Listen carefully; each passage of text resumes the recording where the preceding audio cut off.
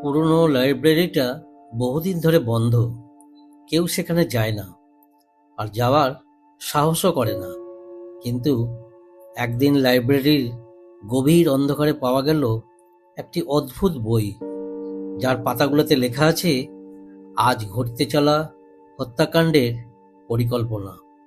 অদ্ভুত ব্যাপার হলো, হত্যাগুলোর কোনোটি এখনো ঘটেনি, কিন্তু ঠিক যেভাবে বইয়ে লেখা আছে সেইভাবেই একের পর এক ঘটনা বাস্তবে হয়ে উঠছে। প্রশ্ন একটাই, বইটা ভবিষ্যৎ বলে দেয়, নাকি ভবিষ্যৎ বইয়ের নির্দেশ মতো বদলে যাচ্ছে? আর সবচেয়ে ভয়ঙ্কর সত্য, শেষ পাতায় লেখা আছে পরবর্তী হত্যার নাম। এবার শিকার কে? শহরের ভেতরেও কিছু জায়গা থাকে যেগুলো অদ্ভুতভাবে নিঃশব্দ। মানুষের ভিড়, গাড়ির হর্ন, বাজারের কোলাহল সবই যেন কোনো অদৃশ্য সীমারেখাটাকে একদম থেমে যায়, যেন শব্দগুলোরও সেখানে ঢোকার অনুমতি নেই। মঠের ঠিক সামনের রাস্তাটা তেমনই ছিল। দিনের বেলাতেও সেখানে দাঁড়িয়ে থাকলে মনে হতো কেউ যেন নীরবতার চাদর মুড়ে দিয়েছে চারপাশে। আর সন্ধ্যা নামলেই সেই নীরবতার ভেতরে কোথা থেকে যেন এক অদৃশ্য চাপ এসে ভর করতে শুরু করত, যেটা মানুষকে নিজের অজান্তেই পিছিয়ে যেতে বাধ্য করত। কিন্তু অর্ণবের মাথায় তখন অন্য চিন্তা। সে কেবল একটাই ব্যাপার নিয়ে ভাবছিল, মঠের ভেতরে রাতের পর রাত আলো জ্বলে থাকে কেন? কে বা কারা থাকতো সেখানে? আর সবচেয়ে বড় প্রশ্ন, কেন শহরের মানুষজন এত বছরও ওই মঠের বিষয়ে কথা বলতে চায় না? অর্ণব পেশায় একজন অনুসন্ধানী সাংবাদিক। তার কাজই অজানা আর নিষিদ্ধের দিকে ঘুরে যাওয়া, রহস্য খুঁজে বের করা আর সত্যকে সামনে আনা। এটাই তার রক্তে মিশে গেছে। কয়েক সপ্তাহ ধরে সে খবর পাচ্ছিল যে শহরের পুরনো অংশে থাকা সেন্ট লিওনার্ড মঠ টানা 3 মাস ধরে অদ্ভুত সব ঘটনা ঘটছে। স্থানীয়দের কেউ চোখে দেখেছে রাতের বেলা জানালার ভেতর দিয়ে নীলাভ আলো বেরোতে। কেউ বলছে গভীর রাতে সেখানে ঘণ্টার ধ্বনি শোনা যায়, যদিও মঠের ঘণ্টা বহু বছর ধরে নাকি বাজানোর অযোগ্য হয়ে আছে, কারণ ভেতরে কেউ থাকে না। অথচ 3 জন রিক্সা চালক নাকি দেখেছে রাত 1টা নাগাদ সাদা পোশাক পরা এক লম্বা মানুষ মঠের মূল দরজা দিয়ে ভেতরে ঢুকছে। তাদের একজন পরে নাকি অসুস্থ হয়ে পড়ে, আর বাকিরা ভয় পেয়ে আর কোনো মতেই ওই রাস্তা দিয়ে যাতায়াত করতে চায় না। অর্ণব প্রথমে গল্পগুলোকে অবহেলা করেছিল, কিন্তু যখন সে স্থানীয় পত্রিকার পুরনো কিছু রিপোর্ট ঘাঁটতে গিয়ে দেখল গত 5 বছরে মঠের কাছ থেকে 3 জন নিখোঁজ হয়েছে, তখন তার ভেতরে একটা তীব্র কৌতূহল তৈরি হলো। সব রিপোর্টই রহস্যজনকভাবে অসম্পূর্ণ অবস্থায় শেষ। পুলিশও নাকি জোর দিয়ে বলে দিয়েছে মঠের এলাকায় একা না যেতে।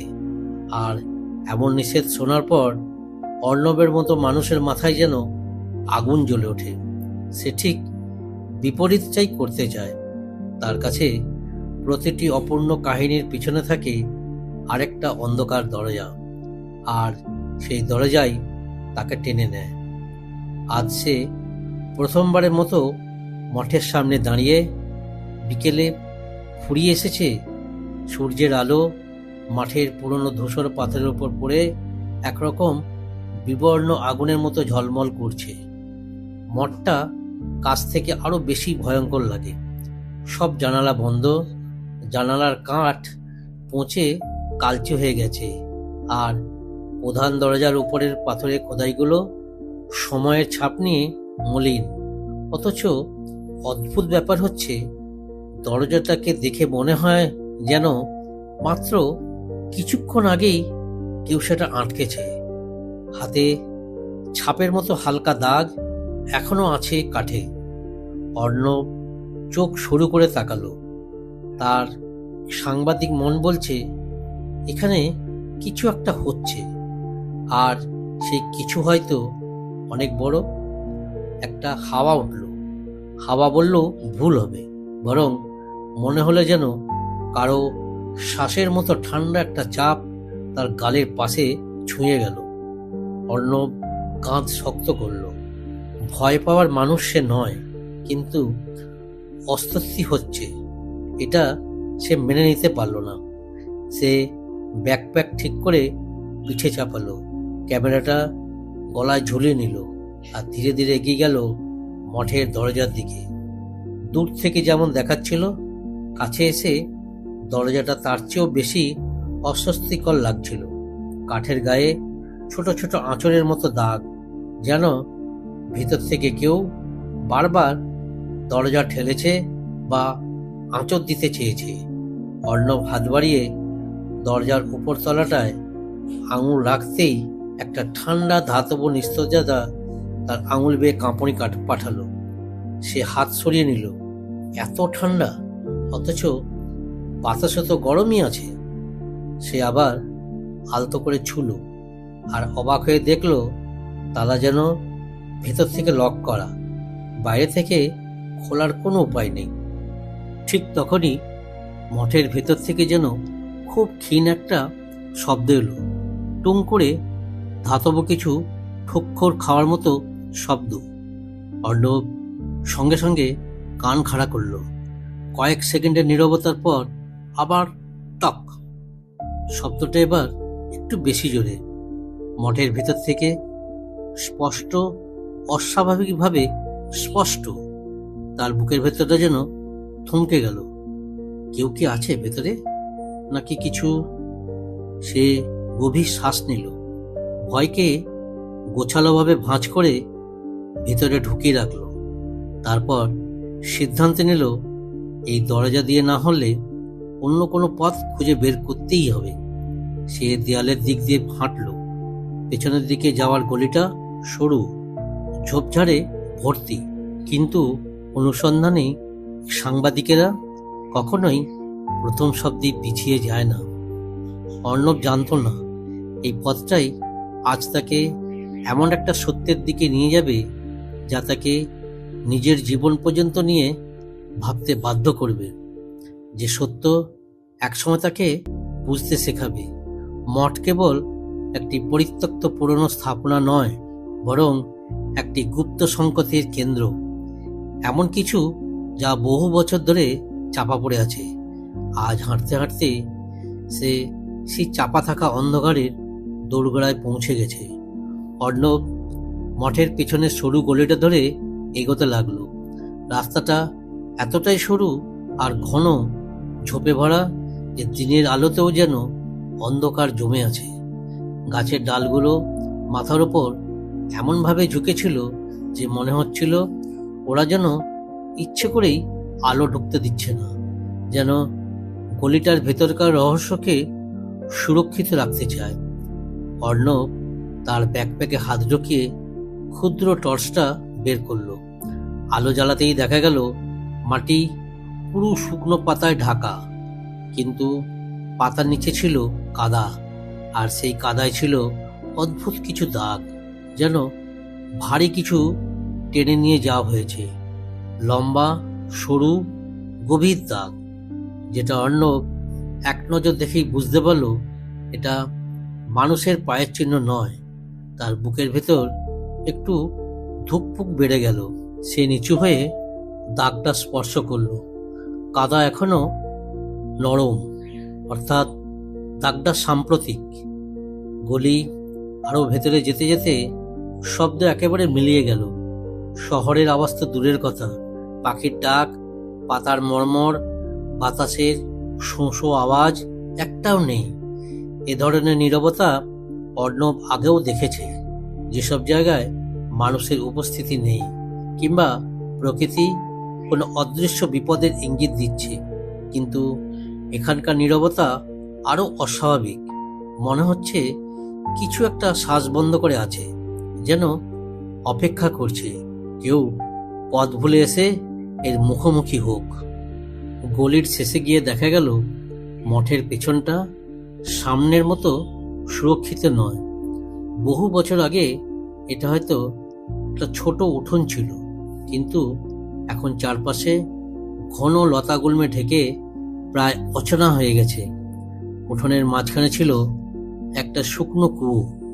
ইটগুলো প্রায় ভেঙে পড়েছে, আর কুয়োর ভেতরে থেকে আসা থমথমে অন্ধকার দেখে মনে হচ্ছিল বহুদিন কেউ এর ভেতর তাকায়নি। অর্ণব কুয়োর পাশ দিয়ে এগোতে গিয়েই থমকে গেল, কারণ কুয়োর ইটের গায়ে সে যা দেখল সেটা তাকে কয়েক সেকেন্ডের জন্য স্থির করে দিল। ইটের ওপর খোদাই করা আছে একটা অদ্ভুত চিহ্ন, একটা বৃত্ত, তার মধ্যে 3টি বাঁকা রেখা, আর ঠিক মাঝখান দিয়ে নামছে একটা উল্টে থাকা ত্রিকোণ।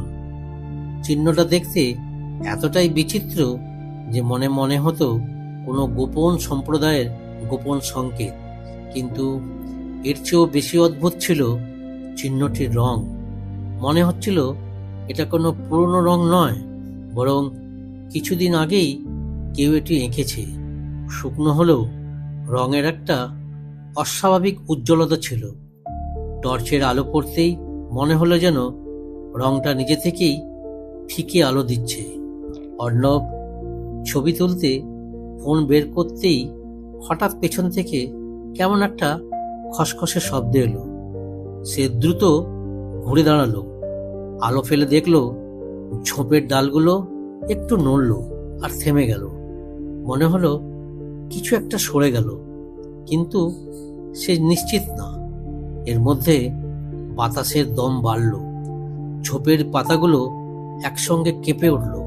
কিন্তু অর্ণব ঠিক বুঝতে পারল এই কাঁপুনি বাতাসের নয়, বরং যেন কোনো কিছুর ভেতর থেকে চাপ দিয়ে সরাচ্ছে। টর্চটা আরো জোরে ধরতেই অর্ণব নিজের স্নায়ুর ওপর আরো চাপ অনুভব করল, কিন্তু তবুও ভয়কে স্বীকার করল না। ধীরে ধীরে সে এগিয়ে গিয়ে ঝোপ সরালো। ভেতরে কিছু নেই, শুধু ফাঁকা অন্ধকার আর নরম মাটি। কিন্তু তার চোখে পড়ল এক টুকরো ছেঁড়া কাপড়, কালচে সাদা, যেন কোনো পোশাকের অংশ। কাপড়টা ধুলো মাটি আর শুকনো কাদায় ভরা, কিন্তু স্পর্শ করতেই স্থির হয়ে গেল। এটা মানুষের পোশাকের কাপড়ই। আর রংটা দেখে অর্ণবের মনে পড়ল মঠের ভেতরে ঢোকা সাদা পোশাক পরা মানুষটার কথা। কি তবে সে সত্যি মিথ্যা নয়? অর্ণব কাপড়টা পকেটে রেখে আরো এগোতে লাগলো। উঠোনের ডান দিকে একটা পুরনো কাঠের দরজা ছিল, মঠের পেছনে প্রবেশ পথ। দরজাটা ভেঙে পড়ার মতো জং ধরা কবজাগুলো নিচের দিকে হেলে আছে, তবু দরজাটা বন্ধ। অর্ণব হাত দিয়ে ঠেলে দেখল দরজা নড়ে না, বেশ শক্তভাবেই আটকে আছে। সে নিচু হয়ে মাটির ফাঁক দিয়ে ভেতরে আলো ফেলল। ধুলোর স্তর, ভাঙা ইট আর কাঠের গুঁড়ো দেখা গেল। কিন্তু ঠিক যখন আলোটা গভীরে গেল, তখন এক মুহূর্তের জন্য মনে হলো ভেতরে যেন কিছু নড়ল, অতি ক্ষীণ। কিন্তু অর্ণবের চোখে ধরা পড়ল। সে উঠে দাঁড়ালো, আরো জোরে দরজাটা ধাক্কা দিল। এবার দরজা একটু কাঁপলো, আবার ধাক্কা। দ্বিতীয়বারে দরজার নিচে একটি ছোট ফাঁক খুলে গেল। ভেতর থেকে ঠান্ডা আর বাসি গন্ধ বেরিয়ে এলো, যেন বহুদিন বন্ধ থাকা জায়গা। আর সেই গন্ধের ভেতরে লুকিয়ে ছিল আরো কিছু, একটা অদ্ভুত চাপা গন্ধ, যেটা অর্ণব চেনার চেষ্টা করেও চিনতে পারল না। কিন্তু সেটি তাকে অস্বাভাবিক অস্থির করে তুলল। তখনই হঠাৎ ভেতর থেকে আবার সেই শব্দ, টক। এবার আর দূরবর্তী নয়, ঠিক দরজার অপর পাশে, যেন কেউ দরজার ভিতর দিক থেকে হালকা ঠোকর দিল। অর্ণব চোখ বড় করে তাকিয়ে রইল। তার হাতে থাকা টর্চের আলোটা কাঁপছিল, সে বুঝতে পারল এটা বাতাসের কারণে নয়, বরং তার নিজের হাতই কাঁপছে। মঠের ভেতর কেউ আছে, অথবা কিছু আছে, আর সে এখন সেই অজানা দরজার ঠিক সামনে দাঁড়িয়ে। অর্ণব দরজার দিকে তাকিয়ে কিছুক্ষণ স্থির দাঁড়িয়ে রইল। ভেতর থেকে যে শব্দটা এলো সেটা বাতাসে গাছের ডাল পড়ার শব্দ নয়, দেওয়ালের পোকা নড়াচড়ার শব্দ নয়। এটা যেন সুনির্দিষ্ট, যেন ইচ্ছে করেই দেওয়া একটা সংকেত। টর্চের অল্প আলোতে অর্ণব দরজার কাঠের দাগগুলো লক্ষ্য করল। কোথাও কোথাও আঁচড়ের মতো দাগ, ঠিক নখের দাগের মতো, লম্বা আর সমান দূরত্বে কাটা, যেন কেউ অন্ধকারে দাঁড়িয়ে বারবার দরজাটা ঘষে দিয়েছে। ঠান্ডা একটা স্রোত পিঠ বেয়ে নেমে গেল। অর্ণব বুঝতে পারল এই মঠের ভেতরে গত কয়েক বছরে যা হয়েছে সেটার সঙ্গে এই দরজা আর এর ওপাশের দুনিয়ার একটা গভীর যোগ আছে। সে নিঃশ্বাস টেনে আরো শক্তি দিয়ে দরজাটা ঠেলে দিল। দরজার কাঠের মধ্যে থাকা পুরনো লোহার ফিটিং কাঁপতে লাগলো, যদিও শব্দটা অস্বাভাবিকভাবে ঢিমে, যেন অনেক পুরনো একটি শরীর তার শেষ শক্তি দিয়ে প্রতিরোধ করার চেষ্টা করছে। কিন্তু অর্ণব থামল না। তার পেশিতে টান বাড়তে লাগলো, আর তৃতীয় ধাক্কায় দরজাটা হঠাৎ চ্যাক একটা তীক্ষ্ণ আওয়াজে ফেটে গিয়ে অর্ধেক খুলে গেল। গভীর অন্ধকারে একটা স্তম্ভ যেন সামনে এসে হাজির হলো। অর্ণব টর্চটা সোজা ভেতরে ফেলল। আলো যেদিকে পড়ছে সেখানে ধুলোর ঘন জমা স্তর, ছাদ থেকে ঝুলে থাকা জলের ঝাড়, আর মেঝের উপর ছড়িয়ে থাকা কাঠের টুকরো দেখা গেল। মনে হতে লাগলো বহু বছর কেউ এই ঘরে পা রাখেনি। কিন্তু সবচেয়ে বেশি কাঁপিয়ে দিল এক জিনিস, ধুলোর উপর পায়ের ছাপ, মানুষের পায়ের ছাপ, আর সেটা একদম নতুন, যেন কয়েক ঘন্টা আগেই কেউ নরম ধুলোয় পা রেখে গেছে। অর্ণব এগিয়ে গেল। পায়ের ছাপগুলো একটু বাঁদিকে ঘুরে মৃদু আলোয় অন্ধকারের আরো গভীরে মিলিয়ে গেছে। টর্চের আলো যখন পেছনের দেওয়ালে পড়ল, সে ছোট্ট একটা দরজা দেখতে পেল, এতটাই নিচু ও সরু যে একজন মানুষ সোজা হয়ে ঢুকতে পারবে না। দরজাটা খানিকটা খোলা, যেন তাড়াহুড়োয় কেউ ওটা ঠিক মতো বন্ধ করতে পারেনি। সেই দরজা থেকে বাতাস এসে অর্ণবের মুখে লাগছিল। সেই বাতাসে ছিল স্যাঁতস্যাঁতে ঘরের গন্ধ, পুরনো কাঠের পচন, আর একটা ভীষণ অচেনা ধাতব গন্ধ। ধাতব, ঠিক হ্যাঁ, যেন রক্ত শুকোবার আগের গন্ধের মতো। এক মুহূর্তের জন্য অর্ণবের মুখের রং পাল্টে গেল। সে টর্চটা শক্ত করে ধরল, নিজের মনকে স্থির করল, আর ধীরে ধীরে সেই নিচু দরজার দিকে এগোলো। ঠিক তখনই তার কানে এলো একটা ক্ষীণ শ্বাস, অত্যন্ত গভীর, ধীর, নিস্তব্ধ, অন্ধকারে যেন কারো ফুসফুস ভরা খালি হাওয়ার শব্দ। কিন্তু সেটার মধ্যে অদ্ভুত কিছু ছিল। শ্বাসটা মানুষের মতো নয়, যেন খুব ভারী কিছুর শ্বাস, যেন মাটির নিচ থেকে উঠে আসা কোনো কণ্ঠ, অথবা দীর্ঘদিন বন্দী হয়ে থাকা কোনো প্রাণী হঠাৎ অক্সিজেন পেয়ে আবার শ্বাস নিতে শিখছে। অর্ণব মুহূর্তের জন্য পিছিয়ে এলো, কিন্তু পায়ের ছাপ দেখে আবার এগিয়ে গেল। সে নিচু হয়ে দরজা ফাঁকে আলো ফেলল। অন্ধকারের গভীর নৈশব্দ ভেদ করে আলো যতদূর যেতে পারে সেখানে কিছু একটা নড়ল, খুব দ্রুত, যেন 4-5 হাত দূরে কোনো ছায়া ঝট করে সরে গেল। ঠিক মানুষের মতো নয়, কিন্তু মানুষের চেয়েও দ্রুত, আরো ছায়া ঘন। আর তারপরেই অর্ণব শুনল সেই টকটকে শব্দটা আবার, টক টক, এবার স্পষ্ট, দেয়াল থেকে প্রতিধ্বনি হয়ে ফিরে আসছে, যেন কেউ পাথরের মেঝেতে ধাতব কিছু আঘাত করছে। সে টর্চ নিয়ে আরো কাছে এগোল। দরজার ভেতরটা ছিল অতি সরু একটা করিডোর। মাটিতে ছিল পুরনো কাঠের বাক্স, ভাঙা সেলফ, আর কোনায় পড়ে থাকা এক টুকরো মৃৎপাত্রের ভাঙা অংশ। দেওয়ালে হালকা লেখা কিছু চিহ্ন দেখা গেল, মঠের সংকেতের মতোই অদ্ভুত। বাঁকা রেখা, চক্র আর 3টি সমান্তরাল খোদাই। অর্ণব সেই চিহ্নগুলো দেখে একটা ব্যাপার বুঝল, এইগুলো খোদাই করা। সময় লাগতো এভাবে কাটতে, কিন্তু এখানে ধুলোর স্তর একটুও ভাঙেনি। এর মানে খোদাই অনেক আগের, কিন্তু ঘরটা প্রয়োজনে এখনো ব্যবহার করা হয়। শ্বাস প্রশ্বাসের শব্দটা এবার থেমে গেছে। টর্চের আলোতে করিডোরের শেষ যতটা দেখা যায়, সেখানে শুধু অন্ধকার।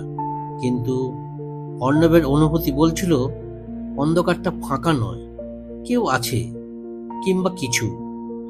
অদ্ভুতভাবে দেওয়ালের ওপর টর্চের আলো পড়তেই মনে হলো দেওয়ালের উপরের চিহ্নগুলো হালকা চিকচিক করছে, যেন আলো পড়লে সাড়া দেয়। অর্ণব হাত দিয়ে স্পর্শ করে দেখল চিহ্নগুলো স্পর্শে ঠান্ডা, বরফের মতো ঠান্ডা। দেওয়ালের বাকিটা ধুলো আর আর্দ্রতায় ভরা হলেও এই চিহ্নের জায়গা অস্বাভাবিকভাবে পরিষ্কার।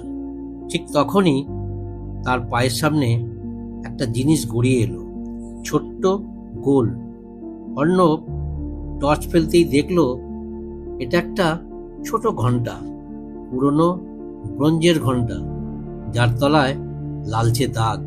রক্ত নাকি মরছে? সে পরীক্ষা করে দেখবার আগেই হঠাৎ ঘন্টাটা নিজে থেকেই কাঁপতে কাঁপতে টিং করে বাজল। অর্ণব স্থির হয়ে গেল। তার মাথার ভেতরে একটাই প্রশ্ন, কে বা কি ওই ঘন্টাটা গড়িয়ে পাঠালো, এবং কেন? ঘন্টাটা নিজে থেকেই বাজলো।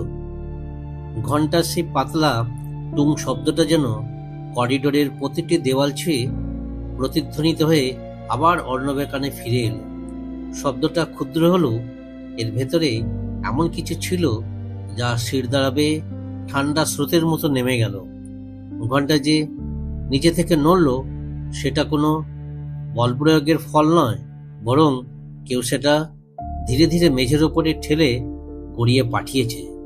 কিন্তু আলো ফেলে অর্ণব করিডোরের শেষ মাথায় তাকালেও সেখানে কোনো নড়াচড়া দেখল না। শুধু একই অন্ধকার, ঘনীভূত, নিস্তব্ধ আর অস্বাভাবিক ঠান্ডা। ঘন্টাটা হাতে তুলে নিতেই অনুভব হলো ধাতব এই জিনিসটায় বরফের মতো শীতলতা, যেন বছরের পর বছর অন্ধকারের ভিতর নিস্তব্ধ থেকেও নিজের ভেতরে কোন অজানা স্মৃতি ধরে রেখেছে। অর্ণব ঘন্টাটাকে পকেটে রেখে এগোতে লাগলো। এই সরু করিডোরের বাতাসে এক অদ্ভুত ভার ছিল, যেন প্রতিটি ধুলোকণা এক একটা গল্প চাপা দিয়ে রেখেছে। টর্চের আলো দেওয়ালে পড়তেই আবার সেই অচেনা খোদাই করা চিহ্নগুলো দেখা গেল। 3টি বাঁকা রেখা চক্রের মধ্যে মিলিত হয়ে নিচে নামছে। অর্ণব এই চিহ্ন প্রথম দেখেছিল কুঁয়োর গায়ে, এখন আবার এটা এখানে। অর্থাৎ এই সংকেত কোনো ব্যক্তিগত চিহ্ন নয়, এটা পুরো মঠের কোথাও কোনো লুকোনো রহস্যের কেন্দ্রবিন্দু। হয়তো কোনো আচার, হয়তো কোনো গোপন দল, হয়তো এমন কিছু যা বহুদিন আগে সৃষ্টি হয়েও এখনো বেঁচে আছে। হাঁটতে হাঁটতে হঠাৎ কয়েক মুহূর্তের জন্য শব্দহীনতা কেটে গিয়ে অর্ণব শুনতে পেল কেউ যেন খুব ধীরে, নিয়ন্ত্রিতভাবে করিডোরের শেষ প্রান্তে পা সরাচ্ছে, খুবই আস্তে, যেন কেউ ইচ্ছে করে কোলাহল এড়িয়ে ছায়ার ভেতর হাঁটছে। অর্ণব থেমে গেল। তার টর্চের আলো সামান্য কাঁপতে লাগলো। সেই আলোটা সামনে স্থির রাখলো, কিন্তু অদ্ভুত ব্যাপার, করিডোরের শেষটা যেন আরো অন্ধকার হয়ে উঠল, যেন আলো সেখানে পৌঁছচ্ছে না। আলো পৌঁছচ্ছে, কিন্তু অন্ধকার সেটা গিলে নিচ্ছে। অর্ণবের মনে হলো এই আলো আর অন্ধকারের লড়াই শুধু দৃশ্যমানতার লড়াই নয়, এখানে দুটি অস্তিত্বের সংঘর্ষ। কিছু একটা অন্ধকারের মধ্যে বাস করে, আর সেটা আলোকে স্বাভাবিকভাবে গ্রহণ করে না।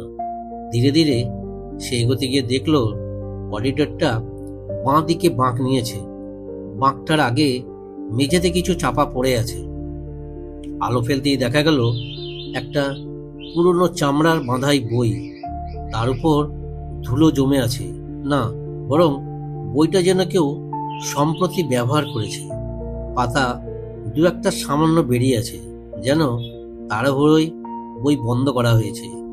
অর্ণব বইটাকে হাতে তুলে ঝাড়তে ধরল। কয়েকটা পাতায় ছোট ছোট লেখা, চিহ্ন হিসেব আর কিছু নাম।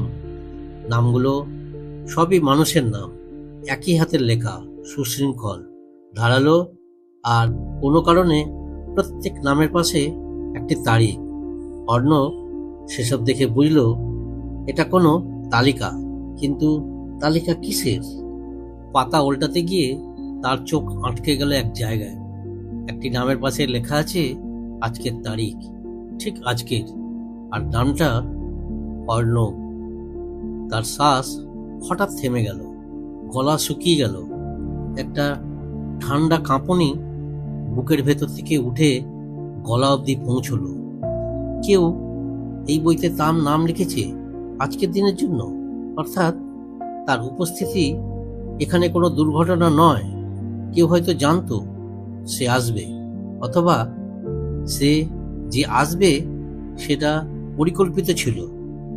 ঠিক তখনই বইয়ের পেছন থেকে একটা পাতলা শোঁ শব্দ ভেসে এলো, যেন কেউ খুব ধীরে নিঃশ্বাস দিচ্ছে, খুব অল্প দূরত্বে। অর্ণব চোখ তুলে দেখল করিডোরের বাঁকটা থেকে আবার সেই অন্ধকার নড়ল, খুব ক্ষীণ কিন্তু নিশ্চিতভাবে নড়ল। এবার স্পষ্ট ছায়ার আকৃতি দেখা গেল, উচ্চতায় মানুষের সমান, কিন্তু যেন হাতে পায়ের অনুপাত অন্যরকম। ছায়াটা দুপাশের দেওয়ালে আঁকড়ে ধরে ভেতরের অন্ধকারকেও আরো গভীর করে তুলছিল।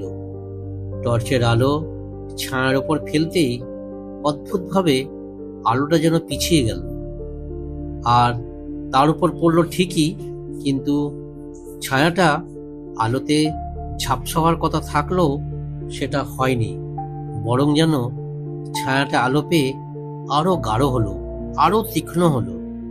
অর্ণব বুঝতে পারল এটা কোনো সাধারণ ছায়া নয়, এটা কোনো জীবন্ত অস্তিত্ব, এবং এই অস্তিত্ব অন্ধকারকে ক্যামোফ্ল্যাশ হিসেবে ব্যবহার করছে। অর্ণব ধীরে ধীরে পিছিয়ে এলো। টর্চটা এবার সে দু হাতে শক্তভাবে ধরল। তার চোখের সামনে সেদিনের স্মৃতিগুলো ভেসে উঠল।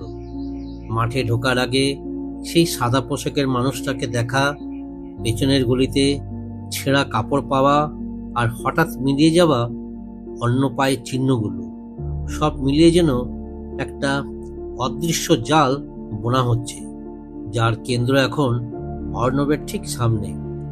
ছায়াটা এবার আরো স্পষ্ট হয়ে উঠল। এবার মনে হলো তার হাত দুটো মাটির ওপর ঠেকিয়ে আছে, যেন চার পায়ে দাঁড়িয়ে থাকা কোনো প্রাণী, কিন্তু মাথাটা মানুষের মতো উপরের দিকে। আকৃতি এমন যে চোখের ভাষায় বোঝা যায় ওটা দেখছে। অর্ণব টর্চটা আরো উঁচু করে ধরতেই ছায়ার মাথা ধীরে, প্রায় যান্ত্রিক ভঙ্গিতে পাশের দিকে কাত হয়ে গেল, যেন বুঝতে চাইছে টর্চধারী এই মানুষটা কে। আর তারপরেই ছায়াটা এক ঝটকা দিয়ে দেওয়ালের মধ্যে সেঁধিয়ে গেল, ঠিক দেওয়ালের মধ্যে। কোনো শব্দ নেই, কোনো ধুলো উড়ল না, এক ঝাপটায় শুষ্ক দেওয়ালের ভিতর হারিয়ে গেল। অর্ণব কিংকর্তব্য বিমূঢ় হয়ে দাঁড়িয়ে রইল। দেওয়ালের জায়গাটা পুরো স্থির, যেন কিছুই ঘটেনি। সে হাত বাড়িয়ে দেওয়ালে স্পর্শ করল। এটা কঠিন, কোনো গোপন দরজা নেই, ফাঁক নেই, কিন্তু ছায়াটা তবুও সেখানে ঢুকলো। ঠিক তখনই আবার একটা শব্দ এলো, টক। এইবার শব্দটা অর্ণবের পেছন থেকে।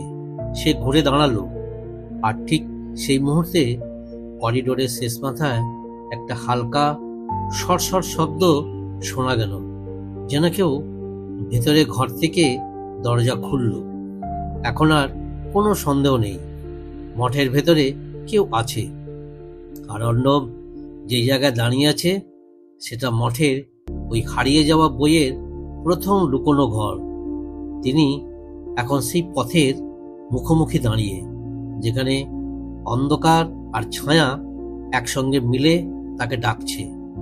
মেঝের ধুলোয় ভিজে থাকা সেই অদ্ভুত ছাপটা মাথায় নিয়ে অর্ণব যখন লাইব্রেরি ভবনের লম্বা করিডোর দিয়ে এগোচ্ছিল, তখন হঠাৎ তার নজরে পড়ল ডান দিকের এক দেওয়ালে ঝোলানো পুরনো নোটিশ বোর্ডের কাগজগুলো সবই হলদেটে হয়ে গেছে।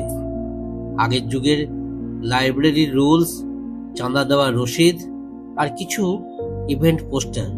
কিন্তু এর মাঝখানে সবচেয়ে অদ্ভুত ছিল এক প্রান্তে আধভোঁতা হয়ে থাকা হাতের লেখার একটি কাগজ। কাগজটায় লেখা, যে বই তুমি খুঁজছো সেই তোমাকে খুঁজছে। লেখা দেখে অর্ণবের গলা শুকিয়ে গেল। কারা এমন লাইন লিখবে? ভূতের গল্পের মতো লাগলেও তার তদন্তমূলক অভ্যাস বলল এটা ইচ্ছে করেই লেখা হয়েছে, যেন কাউকে বিভ্রান্ত করার জন্য। সে দেওয়ালের গায়ে হাত রাখতেই ঠান্ডা একটা শিহরণ বেয়ে উঠল, ঠিক যেন ভেজা লোহার দেহ ছুঁয়ে দিচ্ছে। লাইব্রেরির এই অংশটাই মনে হলো অন্যদের চেয়ে অনেক বেশি নীরব, এতটাই নীরব যে নিজের শ্বাস প্রশ্বাসের শব্দ অর্ণবকে অস্বস্তিকর তুলছিল। করিডোরের শেষে একটা কাঠের দরজা, দরজার নিচে হালকা আলো বেরোচ্ছে, যেন ভেতরে কেউ লণ্ঠন জ্বালিয়ে বসে আছে। অথচ এই লাইব্রেরিতে তো বিদ্যুৎ আছে, তাহলে আলোটা কিসের? অর্ণব দরজার সামনে দাঁড়াতেই বুঝল দরজাটা আধ খোলা। সে ধীরে ধীরে ঠেলতেই দরজার ভেতর থেকে যেন পুরনো কাগজের একটা ঢেউ বেরিয়ে এলো। ঘরটা বড় নয়, বরং একটা স্টোর রুমের মতো। ভেতরে কাঠের তাকগুলোতে এলোমেলোভাবে সাজানো পুরনো রেকর্ড, পাণ্ডুলিপি, ম্যাপ আর চামড়া বাঁধানো কিছু বই। ঘরটার বাতাস ভারী, যেন বছরের পর বছর কেউ এই ঘরে পা রাখেনি। কিন্তু তাকের একটা বই উপরে রাখা নয়, মেঝের সেলফ থেকে টেনে আধা বেরোনো, ঠিক যেন কেউ একটু আগেই পড়ছিল আর তাড়াহুড়ো করে রেখে গেছে। অর্ণব কাছে গিয়ে তাক করতেই দেখল মলাটে কোনো নাম নেই। বাদামি চামড়া, মাঝখানে অদ্ভুত এক প্রতীক, দেখতে অনেকটা বৃত্তের ভেতর ত্রিকোণ আঁকা। সে বইটা বের করার সাথে সাথে তাকের নিচ থেকে কিছু কাগজ খসে পড়ল। অর্ণব ঝুঁকে কাগজগুলো তুলতেই শিউরে উঠল। ওগুলো ছিল খুনের কেস সংক্রান্ত নোট, তার নিজের হাতে লেখা নোট। গত 3 বছরে যে সমস্ত কেসে সে হাত দিয়েছে, প্রতিটি ঘটনার সারসংক্ষেপ কাগজগুলোতে লেখা। এমনকি সেই ঘটনাগুলো যেগুলো সে কারো সঙ্গে কোনোদিন ভাগ করে বলেনি। এবার তার বুকের ভেতর একটা চাপা ধাক্কা উঠল। কে এই ঘরে এসেছিল? কে তার অতীত তদন্তের তথ্যগুলো জানতো? আর কিভাবে সেই নোটগুলো এখানে এলো? এই সময় ঠিক তার পেছনেই করিডোরে ক্রিক ক্রিক করে কাঠের মেঝে কেঁপে উঠল, যেন কারো ভারী পায়ের শব্দ। অর্ণব ধীরে ধীরে মাথা ঘুরিয়ে তাকাতেই দেখল করিডোরের শেষ কোণে আধো অন্ধকারে দাঁড়িয়ে আছে একটা লম্বা ছায়ামূর্তি। তার চোখ দেখা যায় না, কিন্তু তার দৃষ্টি অর্ণবের বুক ভেদ করে ঢুকে যাচ্ছে। অর্ণব বুঝে গেল এই লাইব্রেরিতে সে একা নয়, এবং সে যা খুঁজছে তাছাড়াও কেউ তাকে খুব কাছ থেকে নজর রাখছে। অর্ণব স্থির হয়ে দাঁড়িয়ে রইল। দেহের ভেতর যেন রক্ত চলাচল মুহূর্তের জন্য বন্ধ হয়ে গেছে।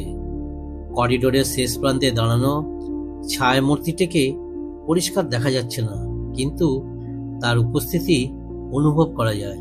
তার স্থির নিঃশ্বাস, তার ভরাট দৃষ্টি, তার অদৃশ্য চোখে চাহনি যেন অর্ণবের বুক ভেদ করে ঢুকে তাকে উল্টে পাল্টে দেখে নিচ্ছে। ঘরের ভেতরে হালকা লণ্ঠনের মতো আলো ঝিমঝিম করছে, আর করিডোরে সেই অন্ধকারে দাঁড়ানো অদৃশ্য মুখটা আলো ছায়ার নানা খেলায় আরো ভয়ানক দেখাচ্ছে। অর্ণবের মস্তিষ্ক ঝটকা খেয়ে ভাবতে লাগলো, এখন কি তাকে ঘরটা থেকে বেরোতে হবে, নাকি একদম স্থির হয়ে থাকতে হবে যাতে কেউ বুঝতে না পারে সে ভয় পেয়েছে। কিন্তু একটা ব্যাপার স্পষ্ট, ওই ছায়ামূর্তি যেই হোক সে মোটেও হঠাৎ এখানে এসে দাঁড়ায়নি। সে আগে থেকেই এখানে ছিল। হয়তো অর্ণব ঘরে ঢোকার আগেই তাকে করিডোরে অনুসরণ করে এসেছে। অর্ণব এক ধাপ পিছিয়ে গেল, কিন্তু সাথে সাথেই ছায়াটা নড়ল, আর তার সাথে একই তালে হাড় কাঁপানো ঠান্ডা ঢেউ বেয়ে উঠল অর্ণবের পিঠ বেয়ে। এই লাইব্রেরিতে কিছু একটা ভুল হচ্ছে, ভীষণ ভুল। সে দ্রুত তাকের ওপরে থাকা নামহীন বাদামি চামড়ার বইটা বুকে চেপে ধরল, আর ঘরে দাঁড়িয়ে থাকলো বিপদ। অর্ণব সিদ্ধান্ত নিল, যাই হোক না কেন আগে তাকে বেরোতেই হবে। হঠাৎ লণ্ঠনের মতো আলোটা আরো কমে গেল, প্রায় নিভে যাওয়ার মতো। ঘরের ছায়াগুলো লম্বা হয়ে মেঝের উপর পড়ল। ফাঁকা ঘরটা যেন অদৃশ্য কারো হাঁটার শব্দ ভাসতে লাগলো, চটপট চটপট, ঠিক যেন পুরনো জুতোর শোল মাটিতে ঘষা লাগানোর শব্দ। অর্ণব বুক শক্ত করে দরজার দিকে এগোলো, কিন্তু করিডোরে পা রাখতেই দেখলো ছায়ামূর্তিটা আর নেই।